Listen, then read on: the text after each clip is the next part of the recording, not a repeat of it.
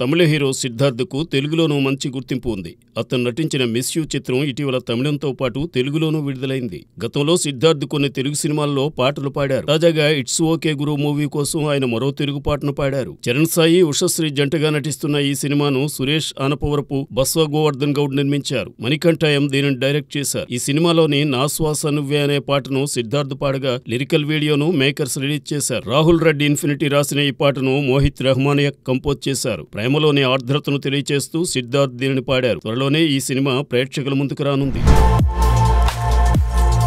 వీర్రెడ్డి, దయానంద్ రెడ్డి, ఢిల్లీ గణేశన్, గిరిధర్ ప్రధాన పాత్రలు పోషించిన సినిమా లీగల్లీ వీర్. రవి గోగుల దర్శకత్వంలో ఈ సినిమా తెరకెక్కింది. శాంతమ్మ మలికిరెడ్డి దీనిని నిర్మించారు. డిసెంబర్ 27న ప్రేక్షకుల ముందుకు ఈ సినిమా రాబోతున్న నేపథ్యంలో ప్రీ రిలీజ్ ఫంక్షన్ ను హైదరాబాద్ ప్రసాద్ ల్యాబ్ లో నిర్వహించారు. ఎటువంటి సినిమా మేకింగ్ ఎక్స్పీరియన్స్ లేకపోయినా లీగల్ లాయర్ గా ఉన్న అనుభవంతో ఈ పాత్ర చేశానని, తెలుగులో ఇలాంటి సినిమాలు పెద్దగా రాలేదని వీర్రెడ్డి అన్నారు. రియల్ కోర్టు డ్రామా ఎలా ఉంటుందో ఇందులో చూపించామని దర్శకుడు రవి చెప్పాడు. ఈ మూవీ టీజర్ కు మంచి బజ్ వచ్చిందని, దీనిని 70 థియేటర్లలో విడుదల చేస్తున్నామని పంపిణీదారుడు విశ్వనాథ్ చౌదరి తెలిపారు. ప్రజాస్వామ్య దేశంలో న్యాయ వ్యవస్థ ఎంతో కీలకమైందని, ఆ అంశం మీద చాలా అరుదుగా సినిమాలు వస్తుంటాయని, తమది ఆ కోవకు చెందిన సినిమానే అని నిర్మాత శాంతమ్మ మలికిరెడ్డి చెప్పారు.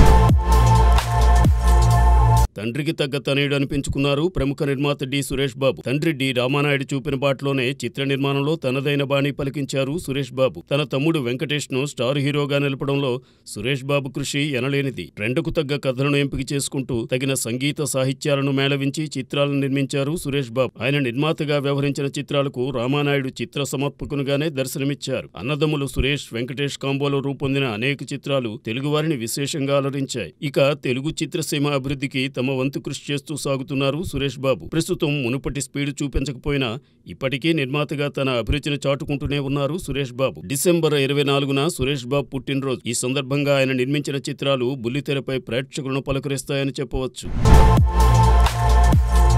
తన దృష్టిలో పడ్డ ప్రతిభావంతులకు అవకాశాలు కల్పిస్తూ సాగారు కింగ్ నాగార్జున. ఆ తీరున ప్రముఖ డాన్స్ కొరియోగ్రాఫర్ లారెన్స్ రాఘవేంద్రను దర్శకునిగా పరిచయం చేస్తూ మాస్ మూవీ నిర్మించారు నాగార్జున. తనకు లభించిన అవకాశాన్ని చక్కగా వినియోగించుకున్నారు లారెన్స్. దర్శకునిగా తొలి చిత్రమే అయిన మాస్ ను అనుభవం ఉన్న డైరెక్టర్లా రూపొందించారు లారెన్స్. ప్రేమ కథా చిత్రంగా తెరకెక్కిన ఇందులో మాస్ మసాలాలు భలేగా దట్టించి రక్తి కట్టించారు లారెన్స్. 2004 డిసెంబర్ 23న విడుదలైన మాస్ చిత్రంలో జ్యోతిక, చార్మి నాయకులుగా నటించారు. ఈ చిత్రానికి దేవిశ్రీ ప్రసాద్ స్వరాలు భలేగా సందడి చేశాయి. 2004 టాప్ గ్రాసర్స్ లో ఒకటిగా నిలిచింది మాస్. ప్రముఖ నటుడు, నిర్మాత నాగబాబు తనయుడు వరుణ్ తేజ్ ను హీరోగా పరిచయం చేస్తూ శ్రీకాంత్ అడ్డాల ముకుంద చిత్రం తెరకెక్కించారు. ఈ సినిమా 2014 డిసెంబర్ 24న విడుదలైంది. ఠాగూర్ బి. మధు, నల్లమలుపు శ్రీనివాస్ నిర్మించిన ఈ చిత్రంలో పూజా హెగ్డే నాయికగా నటించారు. పొలిటికల్ డ్రామాలో అండర్ కరెంట్ గా లవ్ స్టోరీని చొప్పించి ఆకట్టుకున్నారు శ్రీకాంత్ అడ్డాల. ఈ చిత్రానికి మిక్కీ జే మేయర్ స్వరకల్పన చేశారు. 10 ఏళ్ల క్రితం ముకుందతో హీరోగా జనం ముందు నిలిచిన వరుణ్ తేజ్ ఆ తరువాత తొలి ప్రేమ, ఫిదా వంటి హిట్స్ ను చూశారు. కంచా, లోఫర్, F2, F3 చిత్రాల్లోనూ వరుణ్ తేజ్ నటించి అలరించారు. ఈ ఏడాది ఆపరేషన్ వ్యాలంటైన్, మట్కా చిత్రాలతో జనాన్ని పలకరించిన వరుణ్ తేజ్ అంతగా ఆకట్టుకోలేకపోయారు. రాబోయే సంవత్సరంలో వరుణ్ ఏ తీరున మురిపిస్తారో చూడాలి.